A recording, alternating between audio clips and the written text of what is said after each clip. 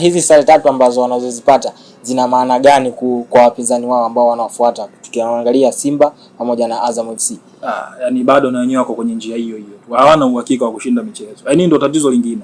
Wao wenyewe hawana uhakika wa kushinda michezo kwa sababu ukiangalia sare ya kwanza ya Yanga, Simba alikuja kapata sare huko, Azam naye alikuja kapitia mazingira hayo ya kupata sare na kwa hiyo vitu havibadiliki. Yaani ingekuwa wao wana uhakika wa kupata matokeo 100%.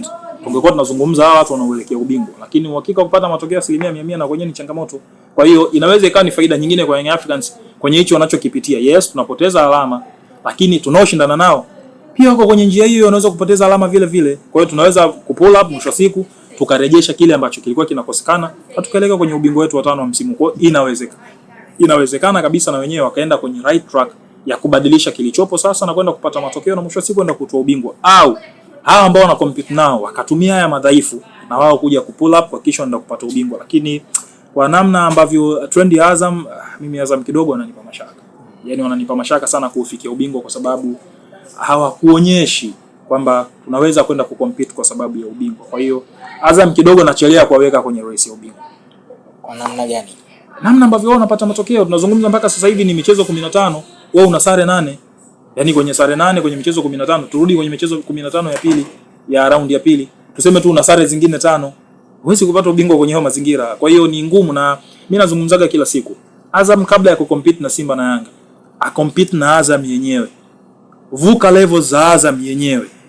Ubingwa wa nchi unaanzia alama 70 na kuendelea. Wewe mara mwisho Azam kufikisha alama 70 ni lini? Ukumbuki. Huwezi kupata ubingwa kwenye hayo mazingira.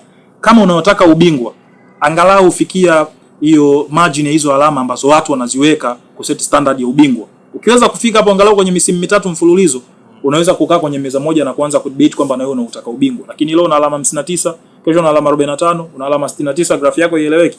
Kupata ubingwa ni ngumu sana. Ndio maana nachelea kumweka Azam hapo kwa sababu ya hiki ambacho kinaendelea. Sare 8 sasa hivi. Hapo kuna michezo bado umefungwa.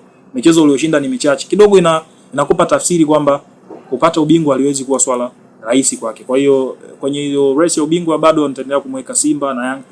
Labda mabadiliko yatokee kwenye mzunguko wa pili. Awe na uhakika wa kushinda mechi after mechi na hao wenzake wana uhakika wa kupoteza, ambao pia ni changamoto nyingine ambayo kwao imekuwa inaweza katokea mara moja.